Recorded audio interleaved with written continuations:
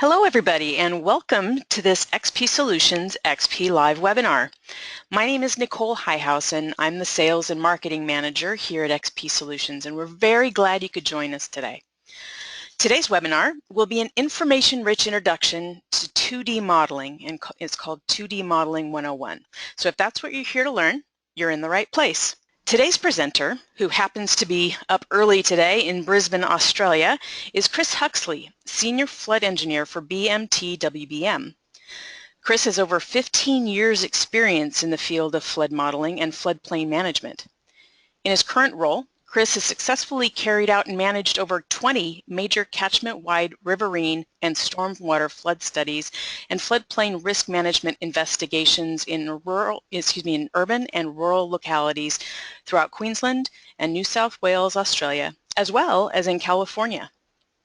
In addition to engineering consulting projects, Chris has been a key member of the Inflow hydraulic modeling software research team. In 2011, he completed a research master's thesis which derived a modeling methodology for climate change response planning. Chris lived and worked in Sacramento, California out of the Wood Rogers office from 2014 to 2016, so he's had some experience here, and although he's returned to Australia to live, his international role brings him back to the US regularly. He will be in the United States in June and September this year for the ASFPM and FMA conferences. Chris, have you had sufficient coffee this morning? What time is it, 6 a.m. there? 6 a.m. now, yeah, I'm wide awake. Thanks. An introduction to modelling. This is probably not what you're expecting. I was trying to start with a bit of corny humour here, so I'm not being serious. I was told that Fabio is a big deal in America, or he was about 10 years ago. In preparing the presentation, I found an old photo of myself. And if you're looking for credibility, there you go. I look like Fabio when I was 18 years old. I no longer have the long blonde hair anymore. Okay, time to get serious. As a quick overview of what we'll be talking about, first I'd like to just present a timeline of model development from the 60s through to where we are today. We'll discuss why you would use 2D modeling and the benefits or opportunities that present with that. I'll then highlight the data requirements. Contrary to what many people believe, the data requirements for 2D modeling is very easy to obtain and also implement, but I'll just list what they are. We'll go through a worked example. So for the 42 attendees who've never done any 2D modeling before, I'll step through the process of creating a 2D model step by step. Then we'll talk about some useful tips. So I've got 15 years experience. Initially that started out doing consulting work, but has since evolved into a larger software focus, which also includes software support, and it means that I get to see a lot of the challenges and issues that people have with modeling. So I've tried to pull out half a dozen different items that some people typically get wrong or are misled on. So we'll talk about those at the end. And then also, finally, we have a question and answer section. Jumping straight into it, the flood modeling timeline. So the history behind the software that we use goes all the way back to the 1960s. It's probably one of the oldest software engines on the market, has a very long history. In the 1960s, we started developing the 1D engine. Now, back in those days, as you can well imagine, the most significant limitation with computing were the computers themselves. So with that in mind, the only modelling capability that was on offer were 1D engines because they were much simpler to manage computationally. There were some that was also the start of the 2D schemes, probably around the late 60s, early 70s, but they weren't really widely used just because the computing power wasn't strong enough. Okay, so 80s through to the 2000s, Inflow, which is the engine behind the XP 2D software, was actually first developed in the 1980s, and from the 1980s through to the 2000s, a pretty standard approach was that you'd have 1D network for your upstream and your downstream areas, and then for your area of interest, you'd nest in a small 2D domain model. And the reason we used that approach was computing power was still an issue. Larger models, the computers simply couldn't cope with them. But also there were data limitations. Back in the 90s, most of the topographic data was derived using photogrammetry and land survey data that was done by hand. So it was somewhat of an onerous task in just developing those topographic data sets. Moving forward though, so now into the 2000s and through to the present, and things have come a long way, and they continue to. We're now in a time where it's a very exciting time where computing power is very strong. Also, our data sets we use for our modelling are getting more accurate. LiDAR data in some areas is actually, I mean, if you were to live in the UK, you'd find that you've got mapping over the entire nation. Large areas in the US are in a similar state of play there, so it's very easy to get those data sets. And then in terms of the modelling capabilities, you can more or less represent anything you want. You can do a 2D mesh over the floodplain. You can use nested models where you change your resolution in different parts of your domain to increase refinement in some locations. You can dynamically link an underground pipe network so you're accounting for those interactions. You can also continue using the 1D channels and nest those within your 2D domain. So extremely flexible approaches are now available. Data is easy to get, and computing power is now very strong. So it puts us in a very fortunate position. In terms of applications, it's worthwhile mentioning that these models can do a lot more than just FEMA flood mapping. What we're finding is that many people will develop their model, perhaps for the purpose of supporting FEMA mapping, but then also use it jointly for additional applications. For example, infrastructure design and planning, options assessments through those. Probably the hot topic at the moment is evacuation planning and optimization. One of the outputs from XP are the hazard outputs and time of inundation and duration of inundation outputs. And so those features are very useful for the flood warning and flood recovery operations assessments. So you've actually got a software package now that is not only used for design flood levels like your 100-year level, but it's an integrated package that's being applied across a wide range of fields. Now, in terms of different applications, there's obviously different model designs that can be used to achieve that. So the previous slide looked at a large rural, it was mostly rural, but it had a couple of urban centres within the middle of it, but a large catchment-wide study. Here's a picture of a detailed urban 1D, 2D model. So we have overland flow paths modelled in 2D, and then underneath that we also have the underground stormwater network, which is dynamically linked. So XP automatically accounts for the interchange between both of those systems to get the hydraulics right. As I mentioned before, so 2Flow, and then I guess also XP, because 2Flow is the engine for XP, it has over a 30-year development history. It's tried, tested, proven, and it's accurate. It's a more mature product than nearly everything else on the market, and it's been benchmarked hundreds of times. Numerous industry studies, university theses, and then obviously our developer benchmark tests and studies.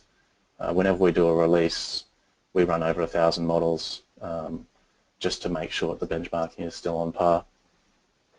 In terms of an overview of what our focuses are, our focus is really on accuracy, usability, and speed. And it means that with that 30 years of history, we've been able to develop something which is the most efficient 2D shallow water solver on the market. By comparison, running XP or 2Flow on one CPU is just as fast as running other products when they're running on parallelized on 8 CPU or some other free software which would need to run on 30 CPU. So that the runtime benefits with this scheme is exceptional, and it includes all the terms within the shallow water equations. So why 2D modeling? I ran a survey, but this actually relates back to a guideline, which is the Australian Rainfall and Runoff Guideline that was published back in 1987. The one comment to 2D modeling back then was that they're relatively expensive compared to 1D investigations. That was true back in the late 80s. I'd say it's not true anymore. And just to prove the point, last year before I left the US to return back to Australia, I ran a poll just for the local consultants within Sacramento, and the question was, how do you rate 2D modeling? I mean, this is very much in a general sense, just for overland flooding. Along the x-axis we have a measure of accuracy, with 0 being the least accurate and 10 being the most accurate. And on the y-axis we have user effort, 0 being it's the quickest in engineering terms, so in terms of developing a model, and 10 being slow, so that's, I guess, the most user effort to develop a model. And what you'll see here is that there's a fair bit of spread between the 50 different people that provided answers, and I made sure I was asking people that had experience both in 1D and 2D modeling here, obviously. But generally speaking, 2D modeling was found to be more accurate and also required less user effort to implement. So from a consulting viewpoint, that just means things get done quicker and to a higher level of accuracy, so it's often much cheaper to work within the 2D framework. That being said, I'm not discounting 1D modeling here, so there is still a place for 1D modeling. It's just good to have the knowledge of both types of approach, so you can apply each to their best suited application. Okay, so comparing the two, here you can see some 2D topography with a 2D mesh. It's obvious when you consider the mesh-based approach compared to the 1D linked channel approach, they've got a lot more calculation points. So whereas a 1D model may have hundreds to thousands of calculation points, 2D modeling typically has thousands to millions of calculation points, and in doing so it's a higher spatial resolution of accuracy. But in addition to that, the equations themselves do represent the physics better and more accurately than the 1D equations. There's items such as the Coriolis effect and eddy viscosity and inertia that simply aren't treated as robustly or at all in the 1D solutions. Furthermore, and this is an animation of a levee breach assessment through an urban area. Furthermore, 2D modeling enables quick simulation of very complex flood behaviours. So here you can see the preferential flow paths down the urban streets. This model took me, it was probably about a day to create. Had great LiDAR data, had great land use planning data for my Manning's roughness definition, also had property data from the local authority. And it meant that in the space of a day I developed this model that really identified where the major hazard points were within the catchment. Now if you were to try to do this in a 1D manner, it would require a huge number of hours of manual engineering judgment, which would be quite challenging. Not something you'd wish on anyone, I don't think. There is the perception that 2D modeling is really just suited for planning styles. I touched on this briefly before. It's just worthwhile mentioning that it can be applied across the full range of scales. So you can apply it to your regional applications, or as you can see in that bottom right-hand figure, even detailed assessments. You know, there the resolution is down to probably less than 3 feet. So different resolutions for different purposes. Data requirements. Okay, so we'll step through here the data sets that you'd need to acquire if you were to develop a 2D model. The first data set that you'll typically obtain is your topography data set. It's the basis of any 2D model. Normally, I'd try and source this data for in LiDAR format. As a word of warning, though, I should clarify that LiDAR is an airborne laser survey to obtain the topography. As a word of warning, though, there is some limitations with LiDAR. So typically, you'll find it will struggle to produce accurate results in areas of dense vegetation, where the laser may not penetrate through the canopy of the vegetation well, or alternatively within areas that are underwater. So we'll typically purchase our LiDAR data and then we'll supplement that with bathymetry data to capture what's happening underneath our main channels within the river systems. And then we'll further supplement that with land survey data if available. You can typically obtain that data from your local agency. So that may well include things such as road embankment, road crest information, or rail embankment information from those different authorities. It's also actually, as a best practice approach, if you do obtain land survey as part of a study, you should often just benchmark that against the LiDAR just to check the LiDAR's accuracy. And if there are issues, you can send those data sets back to the provider and they'll run a different algorithm over the point source cloud to improve the accuracy. It's good to check those things. So we have our surface data. The next data set you need is land use information. And typically we just get this from aerial photography.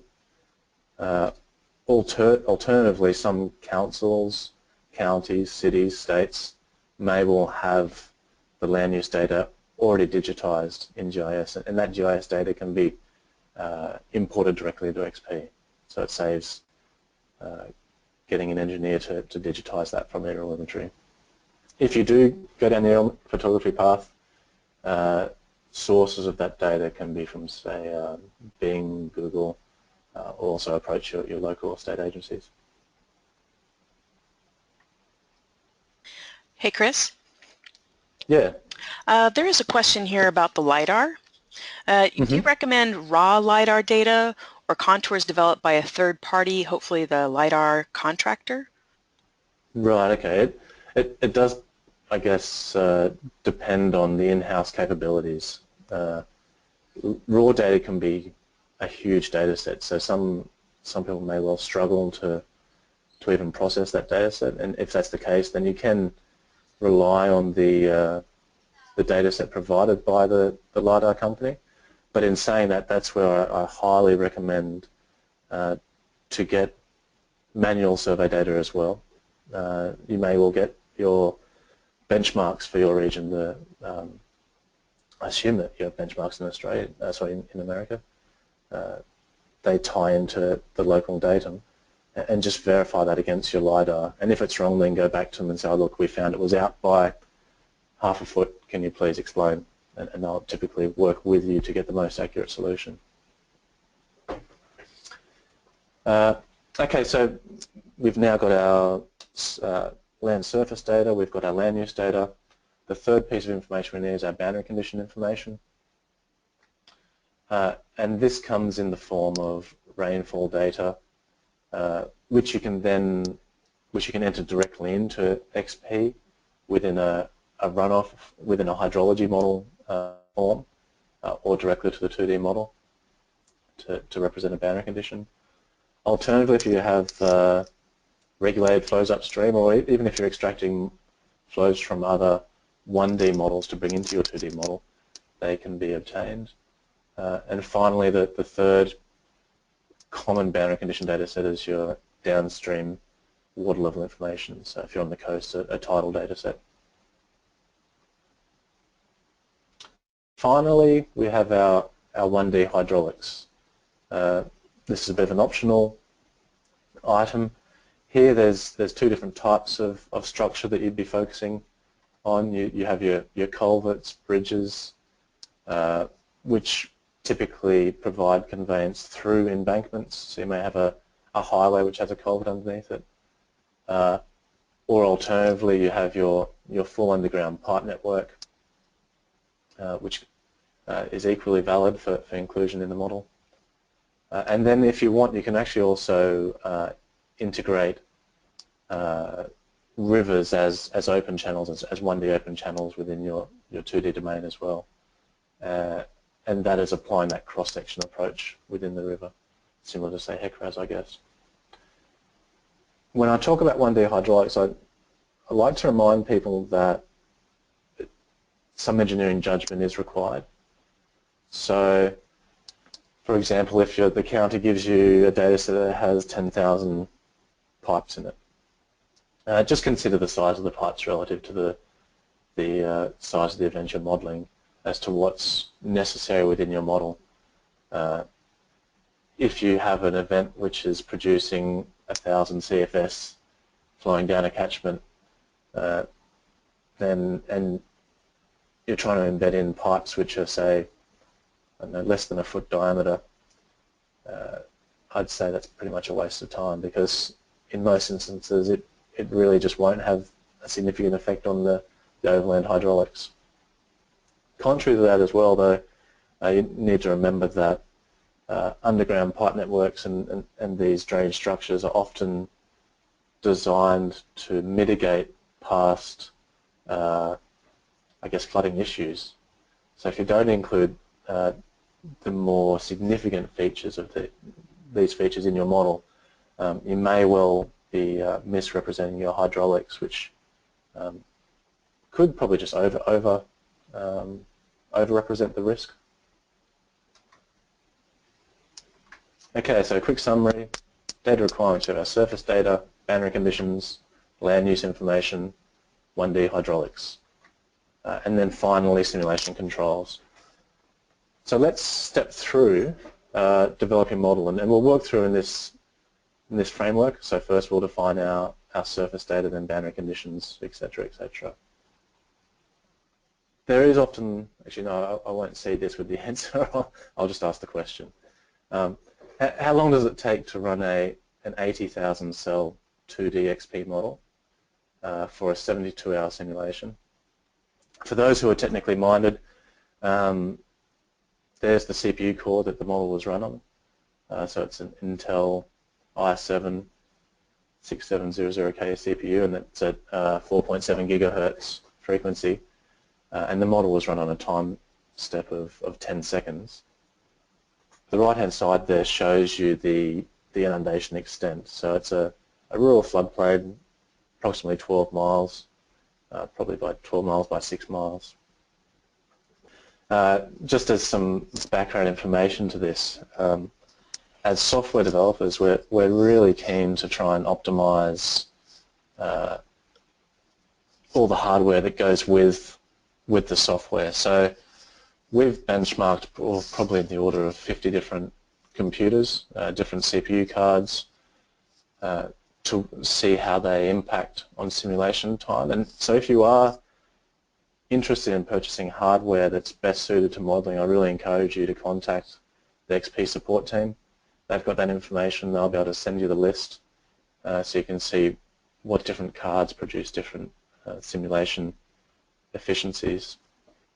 We had 20% said 15 minutes, 39% said 40, 30% said 2 hours, and 10% said 4 hours. So the answer was 15 minutes. So it's the the first answer, which 20% of people got. Yeah, so it very much demonstrates that with the new computing cards or the new CPU cards that we have, these 2D models can run very quickly. It's really nice to see that 40% said 40 minutes, because I mean, a slow card would probably get around probably half an hour, I imagine, so that's not far off either. Let's jump into the demo. This image here shows you what you'll see when you first open up the XP interface. You'll be prompted to start a new project, and in doing that, the first window you'll see is one which asks you to set the project units. So if you're working within the US, obviously you'll use US customary. If you're working elsewhere, you would use metric. Having established the project, it's time to get started. Now, what you'll see here is on the left-hand side, we have the model layer selection panel.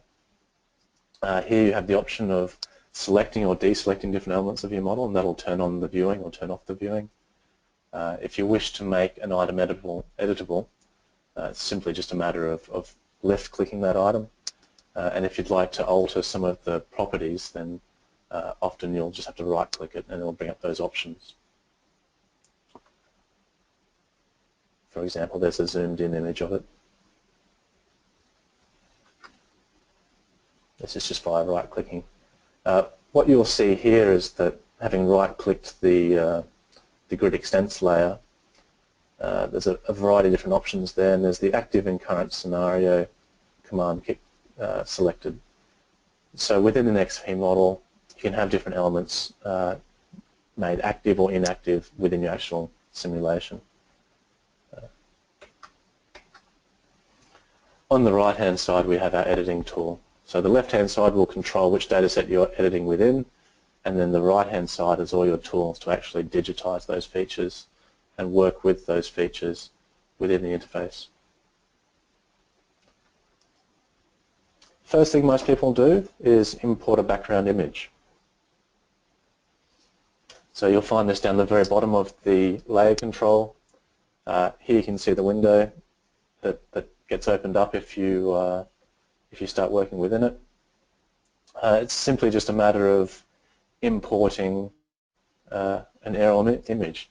Now, the data set which I'm using here has been sourced from ArcGIS. So it was registered with a real-world coordinate system, which placed in the right location for me. So here we're working with a rural data set, relatively small. This model, Nicole, have you been given a copy of this model? If not, I'll give it to you, and people can obtain a copy of it if they'd like to work with the same data set following this webinar. Great, I can make it available on the same web page as we post the video. Excellent, I'll forward it to you straight after the webinar. Thanks. Okay, so we've got the background image in there. Now we have to start establishing our surface topography. So you do this in XP via the DTM builder. It'll open up this interface.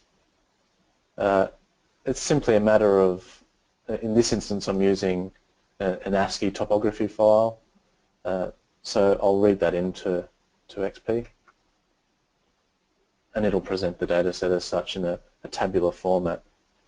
Once it's in there and you're happy that it's loaded, the final task is just to click Create DTM, and this will create a DTM file that rests within the project,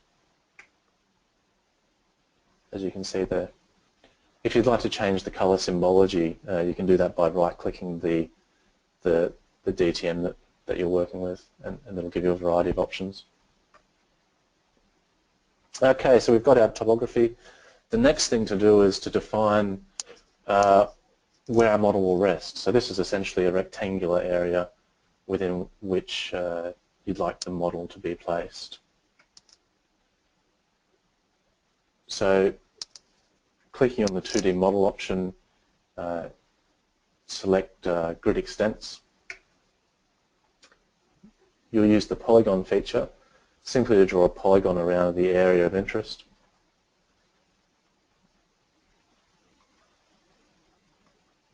And then if you right-click on that same layer, so this is right-clicking on the grid extents file on the left, you can select properties, and in doing so, you can there define the time step if necessary.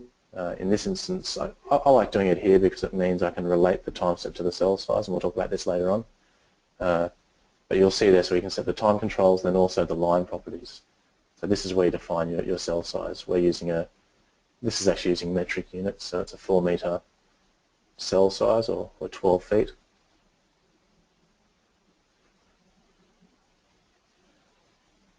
And you'll see that I'm using the time step in this interface, but we'll talk about that later. And you'll see that XP will then show you what the mesh looks like at that resolution.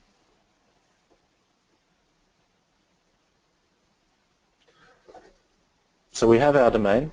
That's the area within which we'll be modelling. The first step you'll typically do is refine that area to just the regions that you think will get wet. Now, the main purpose of this is to, I guess, reduce the number of cells, the number of calculation cells, so that the areas which are high ground, which you know won't get wet, won't contribute to your simulation time. So within the 2D model control, we'll add a new layer, which is called active areas. What you'll see here, so if I keep this window open for a moment, you'll see that the previous step we took was working with the grid extents. Now we're working with the active areas.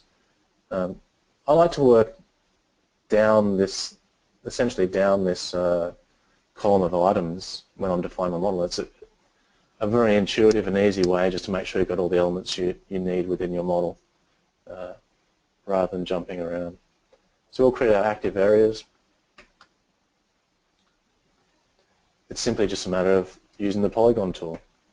Draw the polygon over the area of interest where you think things will get wet. And this can be refined at a later stage, so often you'll do a single simulation. You may find that you've been too generous in that polygon, so you can refine it down a little bit closer just to reduce the number of cells, or vice versa. The next step I like to show people is how to refine topography. So we have our DTM data set, which in this instance has a resolution of around, I think it's 1 foot, a 1 foot resolution. But we're modelling at a 12-foot resolution. So you may want to add refinements to make sure the hydraulic features of that fine resolution DTM are being picked up by your model. We'll explain that in a second. So let's add a new layer to the topography feature. In this instance, we'll use a ridge break line. What does a ridge break line do? A ridge break line will be a line feature which will only raise cell elevations if the existing elevation is less than the value on the break line. So this is useful for ridges, levees, road embankments, rail embankments and the like. The opposite to this would be the feature above the gully break line. If we're wanting to break in a creek line and make sure the thalweg was accurately represented, you'd use the gully line. Okay, so let's create a ridge break line. So the theory behind this is that where our model resolution is at 4 meters or 12 feet, it may well be that resolution doesn't accurately pick up those key hydraulic features such as the road crest line in this instance. 2Flow includes a 9-point topography sourcing approach. So within each cell you've got 9 points, but if those points don't exactly align with the crest, then the model may well think that cell elevation is lower than what it should be in reality. So what the break line does, if you draw a break line in, it'll make sure you have a continuous row of points that reflect the crest of the road in this instance. So it just makes the results a little bit more accurate. This data set often comes from local authorities. They'll more often than not have road center line information, or if you contact your rail authority, they'll definitely have a GIS data set of their corridors. And you can import these data sets directly to XP via the GIS import function. So just right-click the topography feature and then scroll down to import from GIS. You can either import values with those lines, or in this instance, I'm just extracting the data from the DTM, because I know it's at a high enough resolution at that 1 foot resolution. It should be picking up those features anyway.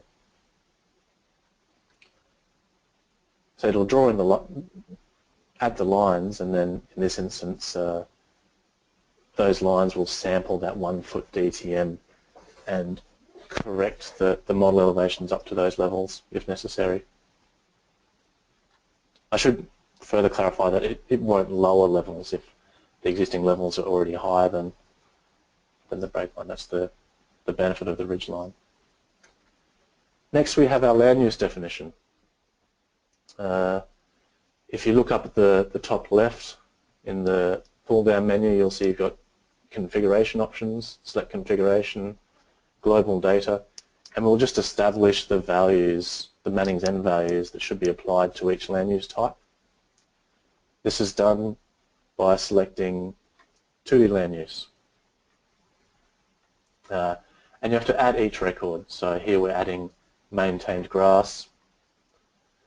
You can see that I've already added vegetation, watercourses, buildings, roads and pastures. So for each different land use, which will have a different restrictive factor on the hydraulics, you'll want to apply a unique record. Once you've created your list, then you can edit each of them to actually add the value. So here for maintained grass, I'm using a constant value of 0.04. That's the Manning's N value. Other options there, you can see you've also got some different infiltration options and also loss options. So it's also a feature.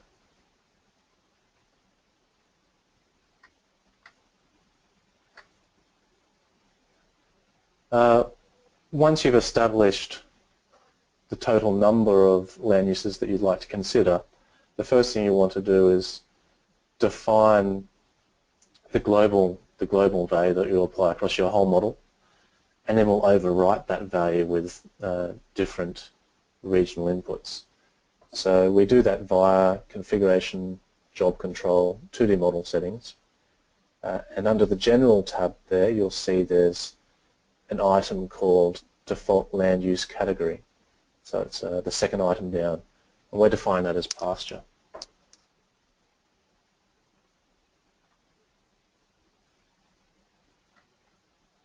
If you look across at the layer control, you'll now notice that all of the items that we included up in the job control populate themselves down there. And then by selecting each of those, you can actually create polygons to define those regions, which will overwrite the default value wherever both of them are specified. Or you can also actually import these from GIS, obviously.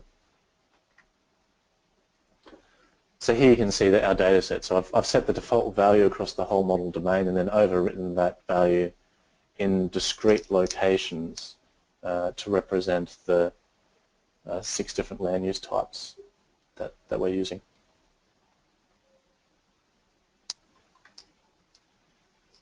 So we have our topography, we've got our land use. Next, we have our boundary conditions. So once again, we go to the 2D model control, we'll add a new layer, we'll work our way down to the item that we wish to use, and in this instance we're using a head flow boundary for our downstream boundary condition. As a bit of advice, for this item you'll want to turn on the snapping option, which is that point item in the top of the interface, and we'll want to snap the boundary, the edge of our active polygon. And the reason you do that is just to make sure that there's no unusual recirculation of flow when you've got water trying to exit your model, and the same applies for the upstream boundary. It's just to improve the stability of your model. So having turned on snapping, you use the polyline tool to snap a boundary to that lower active polygon, the lower end of it. Then you can use the pointer to double click on the line. And in this instance, because we're defining a head flow boundary, we just define a slope. So that's the essentially the water surface slope, and XP will automatically calculate how much water should exit the model based on the upstream water level and also the conveyance across that, I guess, a boundary cross-section essentially. Alternatively, if you have a rating curve, you can also apply it there, or instead of, I should say. Similarly, if you were to use a head time boundary, it would simply be a matter of defining, copying and pasting your data from Excel into the table on the left-hand side. That would then populate the plot on the right. That's a good way just to QC that your data looks correct, and then it'll apply that downstream boundary as a head versus time boundary. A good tip here actually, so initial water levels are also considered as a boundary. If you find that your model goes unstable within the first couple of time steps, more often than not that'll be caused by a difference in water level at your downstream boundary relative to the model itself. What you want to make sure is that on startup, that the initial water level, so that's the standing water level in your model, matches the value at your downstream boundary time series, in your downstream boundary time series. If it doesn't, you'll get that essentially a tsunami style wave trying to push up through your model, which it may struggle with. So this will just fix that. So the same approach, add new layer. We'll select the initial water level. Here we simply draw a polygon over the lower reaches of our model, double click it, and you'll be able to apply a value. We're applying a value of 36 here, which actually just matches the topography because we're using a HQ boundary. But if it was a head versus time boundary, you'd make sure it matched that boundary value. Those initial water levels can be at the downstream boundary. It can also be applied throughout the model in different areas to represent standing water bodies. So if you have lakes or ponds, it's very useful. In the same way that land uses can be applied globally, so can your initial water levels. So here we go through configuration, job control, 2D model settings. If you go down to levels, you can then set a default initial water level. And everything that we defined using the region polygons will actually overwrite this. So often you'll find people applying a global value and then overriding it in discrete areas to represent those standing water bodies. Finally, the last boundary condition we need is our upstream boundary. Same as the downstream boundary, we need to make sure we snap it to the active polygon. This will just be a flow boundary. We define a polyline, snap it to the polygon, and then by left-clicking it, we can apply a value. This is similar to the head versus time boundary. Copy and paste it into the interface. It'll then display the image as a hydrograph, so you can just quality check that it looks fine. Alternatively, one of the benefits of using XP is that it's fully integrated with a runoff model or a hydrology model, so you can also source your inflows from the that runoff module. If you were to do that, you'd go to 2D model controls, use the rainfall or flow areas, and there you'll see you'll have an option there for hydrograph from runoff layer. Alternatively, if you want to do direct rainfall modeling, you'd apply the type which is referred to as rainfall. The final element is our culverts. So here you'll see we've got a culvert through a road embankment, which includes a link and 2 nodes. The 1D editing tools are in the top right of the edit controls. In terms of linking your 1D to 2D, it's really simple.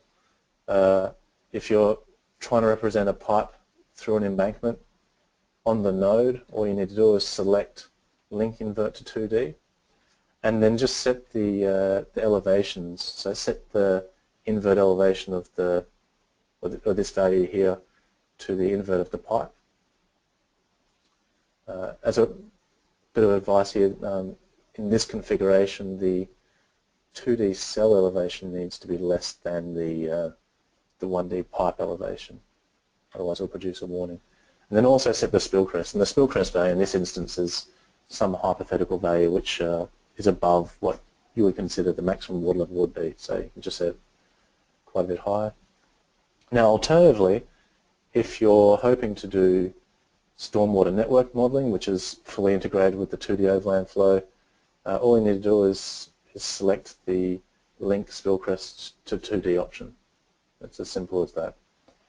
I won't go into detail about the 1D attribute definitions. It is really intuitive, so if you haven't done XP modeling, I recommend you just jump in and have a look. You'll see that you have an option. This is when you define your polyline, a link line. Options to select what sort of type of structure you're modeling, and then if you double click on it, it brings up all of the attributes in terms of height or diameter or conduit length, the Manning's end, and also the inverts. So I don't really feel like I need to talk about that. It's pretty intuitive as soon as you open it up. That's it. So we've got our model all established. Now it's a matter of just checking our simulation controls and pressing run. To do this, the first thing I recommend is going to Configuration, Job Control, 2D Settings. Let's see, so you want to make sure that the 2D model active item is selected. You can define a time step here. Previously we actually overwrote that when we set our mesh, but you can do it either way. Already discussed this. Most people use a default land use category, which is overwritten. You also want to make sure that the default area type is set to inactive area. What we've done is we've set our domain, we make sure those cells are inactive using this feature, and then we overwrote those using the polygon active area, the active area polygon at the very start of the simulation, at the very start of our model development. Let's see, so if you go down the tab on the left, you'll see there's a variety of options. You've got your model outputs, such as your output interval, your types. There's a whole range of different options here. You've got your water depth, velocity, elevation, lots of different hazard criteria, which are typically velocity, depth criteria. Finally, and I recommend you looking through these in your own time, but finally the one I'd like to bring attention to is the projection item. If you're wishing to export your results in GIS format for, let's say, report figures and the like, then I encourage you to set this projection, or enter in projection items. And the reason is that without this, XP will export your results to some other location. So just make sure you set the projection correctly, and that way it'll automatically be located in your area of interest when you're exporting those results. And you can do that just by loading map info files as a projection. I should say if you're working in ArcGIS, that uses a different projection format. I found a very useful way to get between the map info format and the ArcGIS format is using a free GIS package called QGIS. You can import and export and convert between the two file formats really easily using QGIS. Finally, you just want to make sure that Use DTM is selected. You'll remember the very first step was we created a DTM. Selecting this tool or this option will make sure the elevations from that DTM are sampled by the model. Alternatively, you can also use grids, but we won't be doing that. So next we'll go to the hydraulic configuration. This is where we set our start and end time. So the start date is, in this instance, 2014, January 1st. and we're just running the model for 3 hours. So you can see that we've incremented the end time by 3 hours. Finally, you want to check your model properties. We're just running in hydraulics mode here. If you were running a linked model, you may want to select runoff as well. And then it's a matter of solving. That's it. You've run your first 2D model. You know, jump around, celebrate, high five your neighbouring colleague. Time to get excited, but maybe not too excited, because you need to review your results. And this is, I think, where the engineering judgment really comes in. Anyone can develop a model, but you really need to be critical of that model just to make sure that things are healthy and happy. Unfortunately, XP have a really nice interface for viewing results. Once the model is run, you'll see a whole variety of new options turn up under the 2D results window. And down the bottom, you've got the controls to actually step through those different result data sets. And you can also create animations. The item on the far right of that toolbox is for creating animations if you're presenting results to clients. So here's a quick animation of the simulation that we ran, or if you wish to download it from XP with this webinar, that's what you'll get. Very simple model, just takes a few minutes to run, so it's a nice sample data set. Exporting to GIS. We run our model. Here I'd like to export my maximum water level data, water depth data set. It's simply a matter of right-clicking it, and that'll bring up those options, and then you can export the results. Here, exporting to Esri grid file, so it's just an ASCII file. You can set the cell size and also a unique path name. Okay, so that was the basics of developing a 2D model. Not too hard, but there are some tips and tricks that I'd really like to pass on.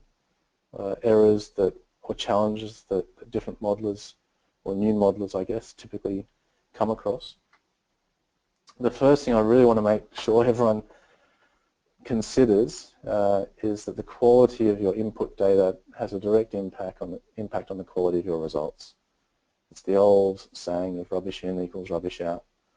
So I really do recommend treating all your inputs with what's the terminology? Just be critical of them. You know, double check that your inflow data sets are right. Double check that your topography accuracy is on par with what you expect. Quality check the inverts of your pipes versus your ground levels, just to make sure everything seems reasonable.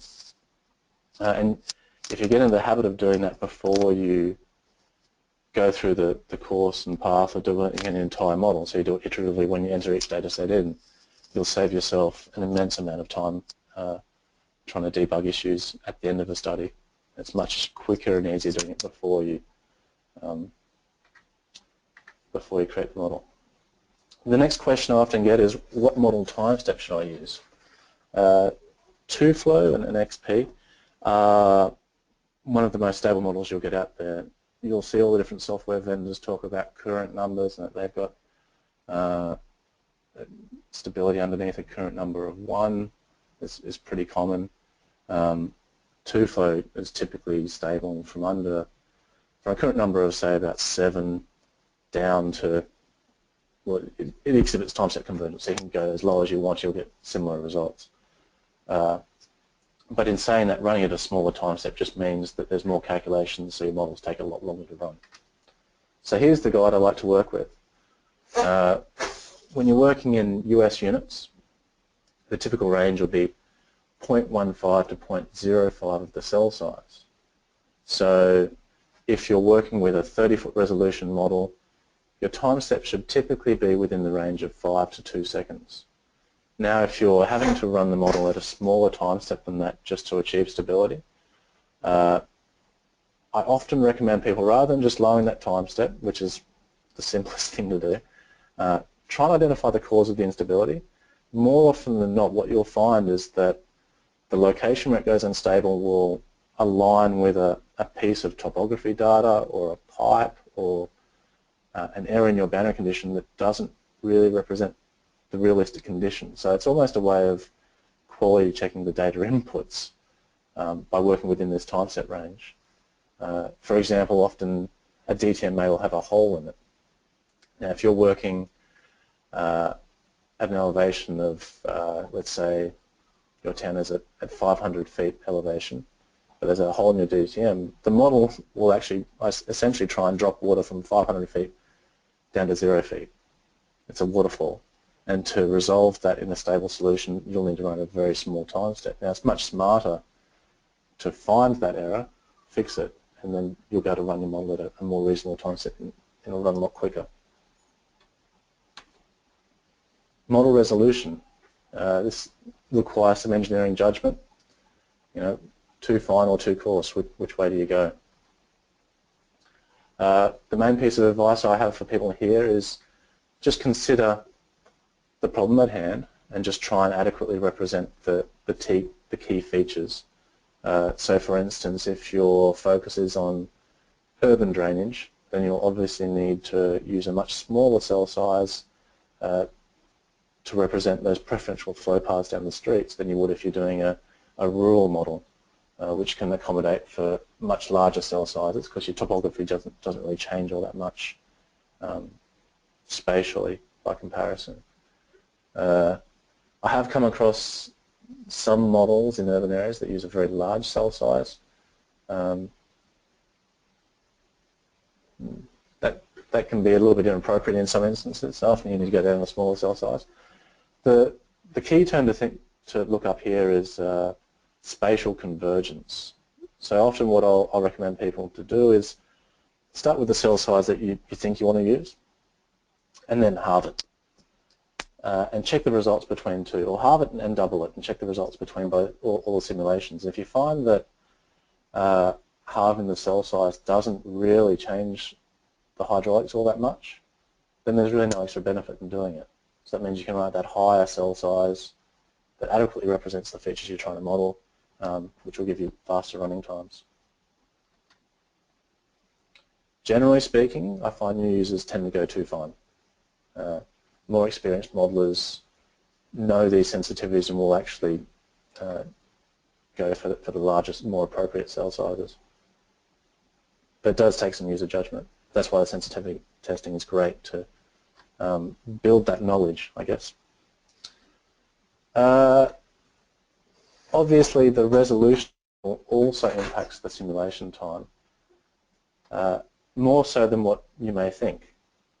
Doubling the resolution, so if you halve the cell size from, say, 10 feet down to 5 feet, actually increases the run time by a multiplier of 8. It's not twice the run time, it's 8 times the run time. So why is that? Firstly, halving the cell size means you get 4 times as many cells. Okay, so that's 4 times the number of calculations. Secondly, if you remember, I mentioned that we recommend your time step as a ratio of the cell size. Halving your cell size then also requires you to halve the time step, which means it's twice the number of calculations by time step. 4 times 2, 8. So 8 times run multiplier if you double the resolution. That can often be a limiting factor if you, for new users, they'll think, oh, I've got this model that takes 2 days to run because they're using a 3-foot resolution. If you go up to a 2-foot resolution, all of a sudden you've reduced that runtime by a factor of 8, which is huge, and you'll all of a sudden come to a point where the model is usable once again. I typically like to have my models running less than a day. Okay, model design. This is an important one. So just make sure that the hydraulically significant features in your model are captured within it. That's the most critical thing. You know, are your area of conveyance adequately represented? This includes also stormwater networks and also cross-drainage structures. So as I mentioned previously, often, some people think that stormwater networks don't need to be included in these overland floodings. In some cases that may be true, but in many it's not. And the reason for that is that those urban stormwater networks have been designed to mitigate past flooding issues. So if you ignore those, then there's a fair chance that you won't get the right connectivity within your catchment area, and you may well be overestimating the overland flooding issues upstream, and perhaps underestimating downstream, which is in no one's best interest. Ultimately, we want to get the right result, or as close to it as possible. And one of the best features with XP Swim is that this is all fully integrated, so it's very easy to link the two, and it does all the calculations for you once it's in place. Finally, model health. We've run the model, we've jumped around, we've high-fived our neighbour, but how do we know the results are right? And this is something that builds over time as you model more and more. One of the things I really like to emphasise is that wherever possible, try and calibrate your model to historic data. If there's agencies listening into this presentation, I encourage you to invest in collecting historic flooding information. Whenever there's an event, commission a study to go out there and collect data so it can better inform our modelling studies. And if you're a modeller, please ask your agencies for these data sets. Calibration time and time again is the best tool to verify a model's performance and to really tune in the parameters to achieve the most accurate result. Also, so in addition to calibration, recommend just doing a detailed review of the results. Make sure they just make sense. If you have an embankment in your model that has a certain crest level, check the results to make sure you're getting overtopping of that embankment at that invert. If it's not, then that'll often require that rework where you go back and apply the break line to represent that level. And thirdly, XP also has a simulation analysis tool. You'll find this up in the top. Once you've run your model, go across to analysis, to the simulation summary, and you'll find there's a variety of options there. The one I like to use is the cumulative mass error. And you can see here in the simulation that we have it, let's see, it obviously started at 0, and then it went down to -4, up to 1, and then it leveled out more or less at 0. On the initial wetting and drying of a simulation, a little bit of mass error it's not an issue. That's okay, because in the grand scheme of things it's pretty insignificant. But at the peak of your event, you should be aiming for a mass error of less than probably 0.5% or 1%. If you've got a value higher than that, then I recommend you go through and find out what's the cause and resolving it. I'd probably recommend contacting the support team at XP for some advice on that. They're really responsive. They'll get back to you quickly and offer some good guidance. They'll probably ask you to turn on the mass balance output in the model controls. That'll identify the location and then help you resolve it. In a lot of instances, actually this reminds me, I did forget to mention this back at the boundary condition definition stage, a lot of issues, a lot of mass error problems can occur if the HQ boundary, the head versus flow, or the flow versus time boundary is not digitized perpendicular to the flow. So, yeah, perpendicular to the flow. What that means is you want to have a uniform water level across that entire line. So if it's not digitized perpendicular to flow, the model will try and apply a uniform water level where in reality it wouldn't occur. So it does wobble around a little bit there. So often defining that perpendicular to the topography and the flow direction will resolve all those issues. That more or less concludes the presentation. I hope it was very valuable to you. We really do appreciate everybody joining us today. We appreciate you, Chris, for your time this morning, and that was some great information. Thank you very much. Oh, you're welcome. Have a wonderful afternoon, everybody. Enjoy your day.